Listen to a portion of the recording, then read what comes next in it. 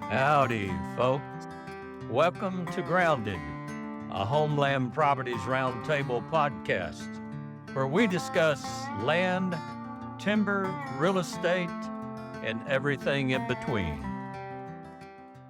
Hey everybody, welcome back to Grounded Podcast here at the Bunkhouse. This is the first episode of 2025. You may see a few familiar faces and one unfamiliar face. We got a new agent, not new agent, but sales associate here at the office. He's been with us for how many years now, Chris? About 5. 5 years, yeah. New, brand new. Yeah, new. First day. Just drove up yesterday. First time on the podcast. That's it. Yeah. But anyways, you got Walker Powell and then myself, Miller Cox here. So we're going to get into it. Yeah. Kind of tell us about 2024 for you, Chris. What was it like? Well, 2024 had a lot of ebb and flow to it. Yeah. What you had is a lot of different buyers and sellers that had a difficult time kind of putting their thumb on the pulse of where they needed to be on the real estate market. Yeah. The interest rates obviously played a role in how the whole market kind of performed, and I'm really happy the way 2025 is turning out, though. Yeah. I think we got a lot of upswing coming and a lot of exciting information to look forward to. Yeah. Well, you said buyers and sellers had a hard time keeping their thumb on the pulse of the market, but I'd say that extended even into the agent and broker world. I mean, we had a hard time at certain times of the year. With as much uncertainty as there was in buyers and sellers, we had that same uncertainty at times, trying to figure out, hey, what was the Fed going to do? What are rates really going to do? What's going on with the election? There was a lot of economic uncertainty, and at times it was challenging. Luckily, we powered through. We've got a really great client base that kept us busy, but it was a strange year for sure. What did you experience 24? It was definitely a little slower than I think we kind of were hoping for. But again, like you said, the Fed rates going up and down. We didn't know where they were going to come in at, and sometimes those rates weren't where they said they were going to be. So that kind of left us in limbo a little bit too. But I think, like you said, 2025 I think is looking up. So we're very excited for that at least. Yeah, it's pretty interesting looking at the numbers, at least within our office.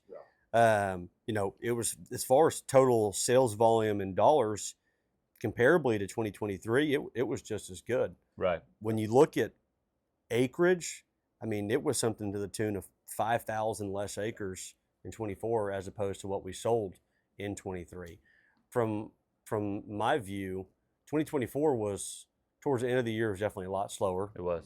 There was a lot, again, of economic uncertainty, people waiting for the election. But what I experienced was larger deals. Right. There was a certain class of buyer that can really buy in any market. And with a lot of the standard, $100,000 to $250,000 or $500,000 buyers, kind of waiting, holding their breath, waiting for 2025.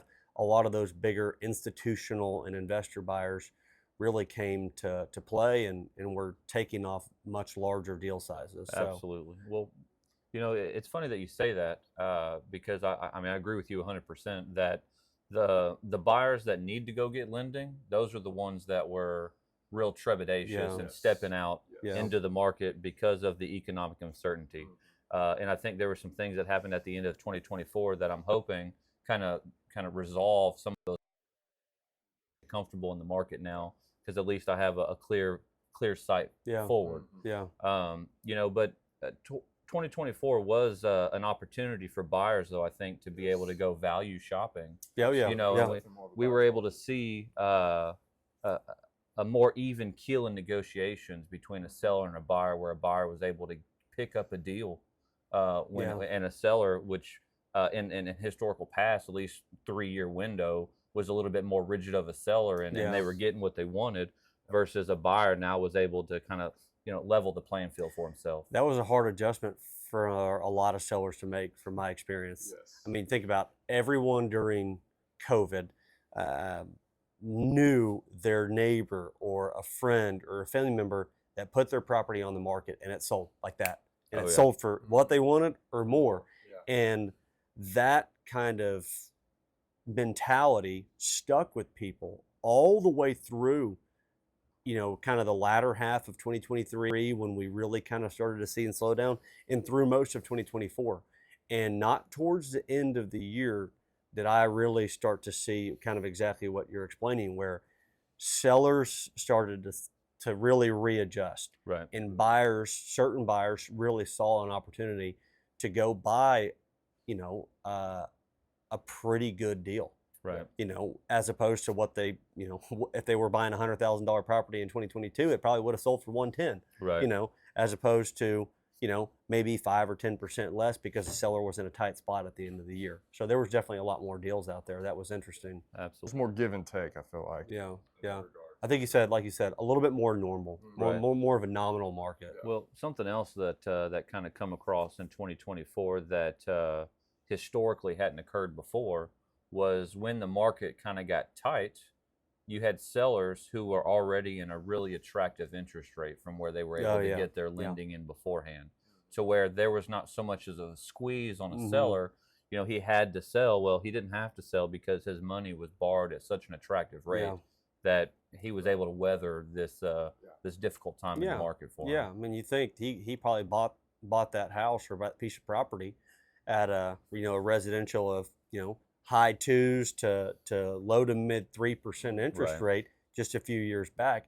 And while life happens and that seller may have needed to sell, why go trade that rate unless you absolutely have to for a 6, a 7, and on the land side trade a 5-6% rate for 8, 9, 10%. So it was definitely a challenge when a seller was trying to consider, hey, what do I really need to sell for? Or can I hold on a little bit longer and wait for 2025 when it really seemed as if things were going to get better? And that's a good segue. So as far as 2025, from what I've experienced just the first month, things have picked up. Oh, yeah. I've escrowed more deals in the first month of 2025 than I would say I did the majority of Q4 in 2024. Call volume has picked up. The quality of leads has really picked up. We have floor time at the office where we sit and we man the phones individually as agents and brokers. We have our designated time. And at the end of 2024, there were times where we might get a phone call or two, even with 500 listings, maybe. And now we're experiencing a good volume on a floor time of 10, 15, 20 phone calls. So the market's reacted positively. I certainly have a positive outlook. Absolutely. On 2025. What are y'all thinking? Well, I think 2024 and 2025 both are about setting expectations with your seller and your buyer, and being able to guide them in the right direction on that. Yeah. I always say, whether I'm making a pitch to a seller or a buyer, my job is to get you the best deal possible, but it's also to set realistic expectations. Right. I mean, you can go down the rabbit hole of over promising and under delivering very easily if you're not careful kind of about what you say when you're making those pitches to your clients. So there's certainly a lot of people that still have a very timid approach to 2025, kind of just getting up into it, and there is still some of that economic uncertainty. But from what I've experienced in at least the first month, I'm optimistic. I'm hopeful, but that certainly doesn't mean that things are going to be hunky-dory in 25, right? We'll just have to see how it plays out. But as interest rates, at least short-term interest rates come down, we're starting to kind of see the pickup. And obviously, now that we're out of the holiday season, there's a general pickup this time of the year anyway, kind of getting into the summer. So. Yeah, with the overall market, we'll really see how it kind of turns out kind of end of February, start of March, as we get into that really the home buying season. People start to get out of their hibernation of the winter, really get out, and so that'll be a good metric for us to actually really see what 2025 is going to kick off to be. The Fed should have their meeting again by that time, to where we'll have a good understanding of what they're thinking on rate reductions or where they're going to be at on it. And so I'm looking forward to that for sure. Yeah, absolutely. What are y'all most looking forward to for this year? For this year, well, that's a great question. I mean, there's so many different opportunities, hopefully coming in the near future. So there's some things that I won't necessarily discuss now, but are looking forward to that. Yeah. So. Yeah, absolutely. What would you say, just individually, personally, and it doesn't necessarily have to be real estate, what would you say your biggest challenge was for 2024? In other words, what worked for you, or I guess necessarily didn't work for you in 2024 that was a big takeaway for y'all? Well, I will tell you that 2024 had a lot of additional free time. Yeah, there you go. Yeah, to where, you know, that during that time, what worked for me was finding other methods that would benefit my clients, whether that was further education, whether that was different marketing campaigns. I mean, we just recently turned out a whole new website there at the office. I mean, so as a whole, Homeland Properties utilized that time in 2024 to maximize the return on that kind of free time, if you will. Yeah. And so the challenge was trying to That's right. find a constructive use That's of that right. downtime. Yeah, not get complacent, not let that free time go to waste. Sit and wait for the phone to ring. Exactly right. Yeah. Exactly right. So that was a difficult thing to do. And then one thing that worked was, you know, just kind of having that open conversation. You know, kind of not always going exactly what your client thinks he wants to hear, but basically kind of saying, hey, look, I'm your real estate professional. This is what I see in the market. Here's the reality. Exactly right, and not always just telling them a rose-colored glasses view. Yeah, sure. And sometimes you do have to say, look, I understand this is what you want, but based off of where we are in the market, I mean, I can get you that, but we're 24 months away. Do you have that? Do you have that in your time frame? Sure. So. I would agree with you that tempering those seller expectations, especially, that was the biggest challenge for me, at least. And we want to be, you know, best friends and great friends with all of our clients. We absolutely do, but you have to have a little bit of separation of church and state there, right? We are real estate professionals. Right. This is our job. There's a reason people come to us and hire us for buyer and seller representation. And while they may come to us for a friendly face and somebody they get along with and have a good time with, they come to us for our advice. So That's you've right. got to be able to navigate that and not necessarily tell them what they want to hear, Exactly. but tell them the reality. Set those realistic expectations. Yeah. Which is a stark difference in 2024, because the 2 years previously, a seller brought you a piece of property, said, this is what I wanted to sell it for. It was easy. It was easy. Easier. Yeah, easier. What I'm saying, yeah. the conversation with sellers, you're like, Yeah. oh yeah, we were moving the market, not staying in it. Right. You know, so That's a good way to put it. Yeah, exactly. Moving the market and creating additional value for our sellers Right. was significantly easier, I would say, in 24 or in 23, 22, Correct. as opposed to it was in 24. right. Yeah. Well, I think it was a good discussion on 24 and an outlook on 25. We just had a pretty neat convention down in the Woodlands, the Houston Safari Club Foundation convention. That was a big time.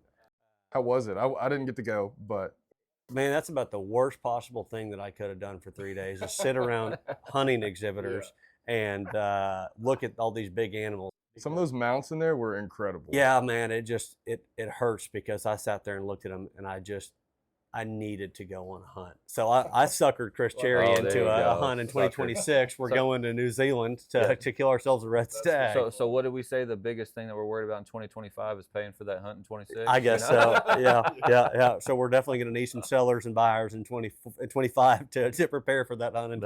If you're looking, you know, come see these guys here. It was good. The interactions that we had with some of the folks that were at the convention as patrons, you know, they're obviously hunters. They spend their hard-earned money to That's go right. in and talk to these exhibitors that are putting on these hunts, and we figured, hey, that's there's some parallel there, right? Absolutely. All these people are hunters, and while they may fly to Africa or Spain or England or New Zealand or wherever to hunt these animals, well, they may want a piece of property back here at home. You can do the same thing. You can do the same thing here to a degree, Yeah, right? to a So Not we had everything some- is a 19-hour flight away. yeah, that's so. exactly right. Yeah. So we had some great interactions. We met some really neat people there at the Safari Club, handed out some business cards, already got some Oh, yeah. showings and business from it. So that was a great opportunity, and we'll definitely be back coming in 25 and 26 Well, for sure. one thing that I was actually pretty surprised about, and really not surprised, but just kind of a reassurance that we're doing the job that we're tasked to do, is I would say 1 in 3 visitors to our booth, there's like, oh, I heard of y'all. Hey, I've seen y'all's property. Hey, I've actually been on one of y'all's property, you know. And so to have that name recognition, you know, was just outstanding. I was super happy. It's encouraging. It is. Yeah. It is. There were very few real estate companies there. That's right. And there were some big names, and it was, you're right, it was nice to be recognized and understand that our marketing window does reach the, you know, hundreds of thousands and millions of people. You know, we see the data, right? We can look at it on a computer screen and see the data all day long. You know, we make a Facebook post and it reaches 500,000 people. Cool, right? Right. But then you go and you sit down in person, and you interact with these people, That's and right. it's nice to see. That's Kind of feels good. Sure, exactly.